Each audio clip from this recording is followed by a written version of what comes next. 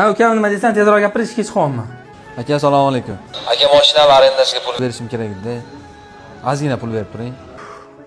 Bu ham pul so'rayapti. Mashinasini arendasiga pul kerak ekan. Adasi, pulingiz bor-ku, berasiz-da. Ertaga o'lganingizdan keyin tobutda ko'taradigan shu jigarlaringiz bo'ladi. Bor pulim deng, gaplashing. Ukam ishxonamga o'tgan, o'sha yerdan pul berib yuboraman senga. Aka, hali ovqatlanayotganda kinayim oldilarda uytolmadim. Uyliga kelganim ham sabab. Ozgina menga yordamingiz kerak. Pul tomonlama qiynalib qoldim. Tushunarli, ketok endi berarman. Singlim bekorga kelmabdi, yana pul so'rab ketdi-yu. Bilasizmi? Singlisini uyini ko'rsatgan odam do'zaxga ham kirmagan ekan. Qancha yaxshilik qilsangiz, shu jigarlaringizga qilasiz. Pulingiz bor-ku, berib yuboring. Menga qarang adasi. Uyda pul yo'q deb o'tirmasdan ukangizdan borib pul so'rasangiz bo'ladi-ku. Qani Seulmandan, Seul Chicken degan restoranlar ochib qo'yibdi. Siz o'tirasiz. Qizimni uzatyapman, mebel olib bersangiz bo'ladi-ku. Rosa puli ko'p. Mebel.